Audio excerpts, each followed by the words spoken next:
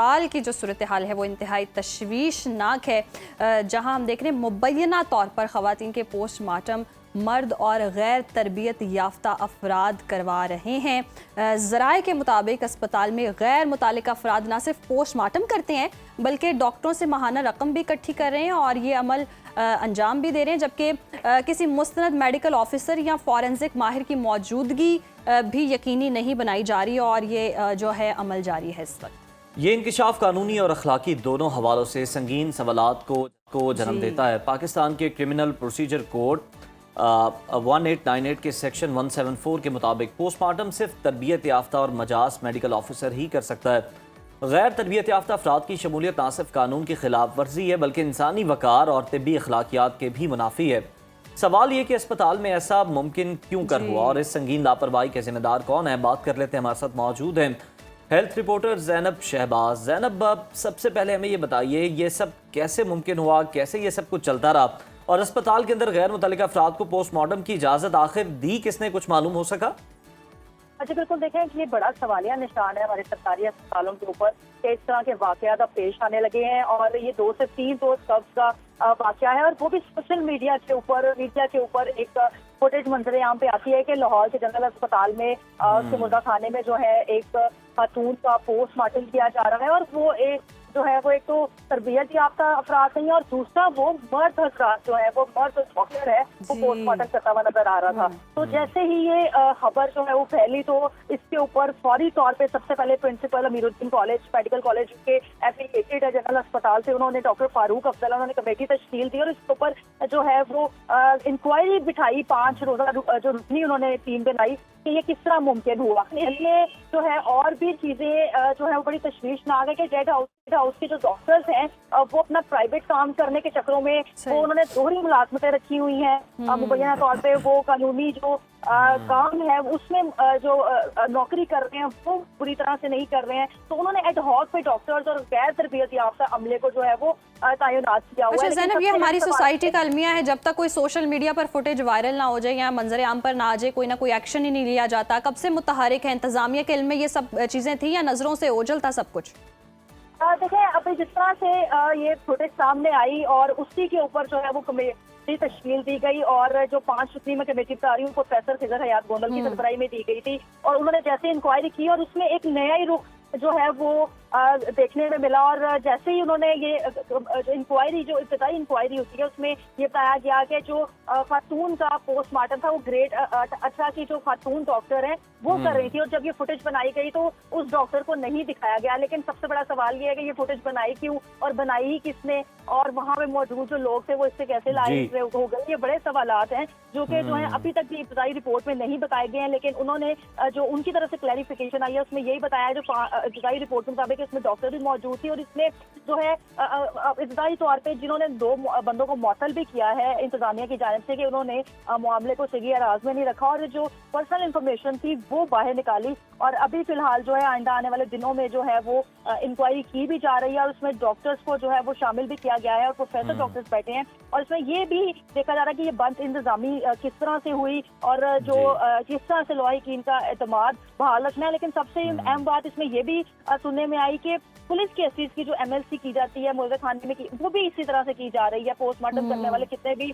जो लड़के हैं उनको पैसे दिए जाते हैं, इसका मतलब जो रिपोर्ट्स आती हैं वो जो है हकीकत में मबनी नहीं है। तो इस तरह के और बहुत सी चीजें हैं जो कि बहुत बड़ा बहुत अहम पॉइंट है ज़ैनब जो आप हाईलाइट कर रही हैं और ये तो फिर मर्जी की MLC रिपोर्ट जो है पुलिस भी हासिल कर लेती होगी।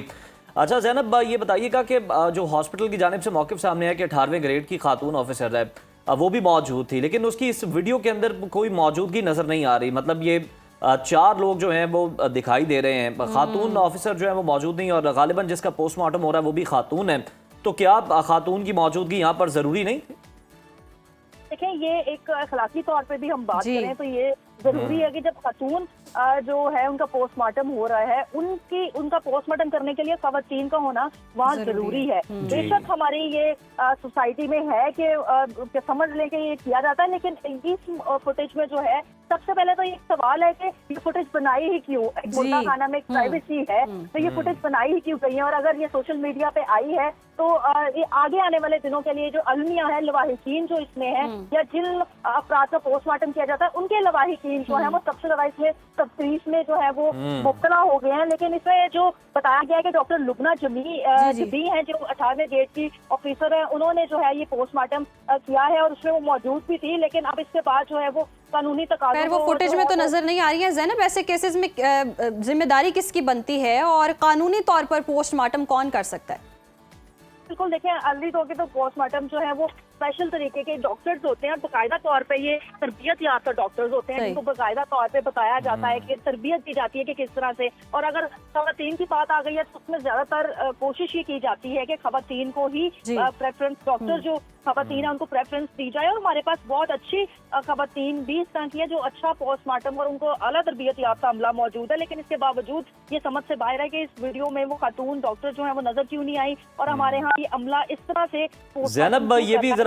इस एंगल को भी देखिएगा, इस एंगल पर भी जरा कमेंट कीजिएगा कि अगर ये इस तरह से प्राइवेट लोग जो हैं ये यहाँ पर काम करेंगे, डॉक्टर मौजूद नहीं होंगे, तो फिर जो इंसानी आज़ा हैं उनकी खरीदो फरोख्त का जो धंधा है वो भी चलता होगा। ये एक बड़ी जो है अहम पॉइंट है कि ये जो है इससे पहले भी हम देख सकते हैं कि जैसे प्राइवेट छोटे छोटे हॉस्पिटल्स हैं, इस पे ये ऑलरेडी जो है वो धंधा चलता है कि किस तरह से इंसानी अज़ा का जो है वो लेन देन और स्मगलिंग जारी होती है। इसके ऊपर महकमा सेहत बहुत बार जो है वो एक्शन ले भी चुका है और मेरे ख्याल में आगे आने वाले मज़ीद दिनों में उनको एक्शन लेना भी चाहिए। इसलिए आला सतह की जो इस वक्त कमेटी है, जो प्रोफेसर फीजर हयात गोंदल की सरबराही में इस वक्त जो है कमेटी जो तश्कील दी गई थी, वो और भी जो है वो कर रही है, इस बारे में तहकीक कर रही है कि किस तरह से इन मामला को और भी जो है वो टैकल किया जा सकता है। लेकिन मेरे ख्याल में ज़ाती तौर पे कि इसके ऊपर जो महकमा सेहत है, वज़ीरे जो सेहत है, उनको भी एक्शन लेना चाहिए और उनको भी इस चीज़ पे मामले पे जो है वो ख्याल करना चाहिए। यकीनन ज़ैनब, इस पर स्ट्रिक्टली एक्शन लेना चाहिए, हुकूमत को हरकत में आना चाहिए, नोटिस लेना चाहिए ताकि मुस्तकबिल में इस तरह के वाक़यात सकें। और यकीनन ये खातून की हुर्मत और कानून की भी पासदारी नहीं की जा रही है और ये एक बहुत ही गलत अमल है जिसको रोकना चाहिए और सख्त नोटिस लेना चाहिए। जिस खातून का पोस्टमार्टम किया जा रहा है, मर्द वहाँ पर मौजूद है, मतलब उनकी फैमिली पे क्या बीती होगी, वो किस ट्रॉमा का शिकार हुए होंगे, किस कर्ब में मुब्तला हुए होंगे, इसका अंदाज़ा लगाना वहाँ कुछ मुश्किल नहीं है वाकई। और ये सूरत हाल काफ़ी संगीन है और अगर जनरल अस्पताल में इस तरह हो रहा है तो सरकारी अस्पतालों का तो वैसे कोई पुरसाने हाल नहीं है।